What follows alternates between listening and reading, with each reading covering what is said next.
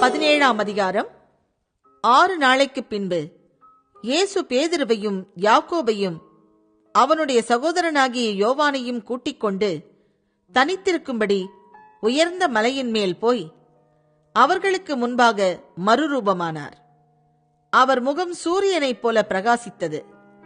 அவர் வஸ்திரம் வெளிச்சத்தைப் போல வெண்மையாயிற்று. அப்பொழுது மோசேயும் எலியாவும் அவரோடே பேசுகிறவர்களாக அவர்களுக்கு காணப்பட்டார்கள். அப்பொழுது பேதுரு இயேசுவை நோக்கி, ஆண்டவரே, நாம் இங்கே இருக்கிறது நல்லது. உமக்கு சித்தமானால் இங்கே உமக்கு ஒரு கூடாரமும் மோசேக்கு ஒரு கூடாரமும் எலியாவுக்கு ஒரு கூடாரமுமாக 3 கூடாரங்களை போடுவோம் என்றான். அவன் பேசுகையில், இதோ ஒளியுள்ள ஒரு மேகம் அவர்கள் மேல் நிழலிட்டது. இவர் என்னுடைய நேசகுமாரன், இவரில் பிரியமாயிருக்கிறேன், இவருக்கு செவி கொடுங்கள் என்று அந்த மேகத்திலிருந்து ஒரு சத்தம் உண்டாயிற்று. சீஷர்கள் அதை கேட்டு முகம் குப்புற விழுந்து மிகவும் பயந்தார்கள். அப்பொழுது இயேசு வந்து அவர்களை தொட்டு, எழுந்திருங்கள், பயப்படாதேயுங்கள் என்றார். அவர்கள் தங்கள் கண்களை ஏறெடுத்து பார்க்கையில் இயேசுவை தவிர வேறு ஒருவரையும் காணவில்லை.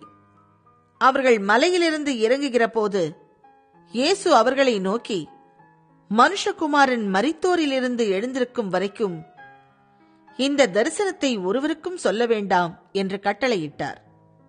அப்பொழுது அவருடைய சீஷர்கள் அவரை நோக்கி, அப்படியானால் எலியா முந்தி வரவேண்டும் என்று வேதபாரகர் சொல்லுகிறார்களே, அது எப்படி என்று கேட்டார்கள்.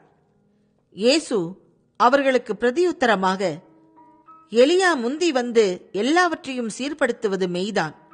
ஆனாலும் எலியா வந்தாயிற்று என்று உங்களுக்கு சொல்லுகிறேன். அவனை அறியாமல் தங்கள் இஷ்டப்படி அவனுக்கு செய்தார்கள். இவ்விதமாய் மனுஷகுமாரனும் அவர்களால் பாதிக்கப்படுவார் என்றார். அவர் யோவான் ஸ்நானனை குறித்து தங்களுக்கு சொன்னார் என்று சீஷர்கள் அப்போது அறிந்து கொண்டார்கள்.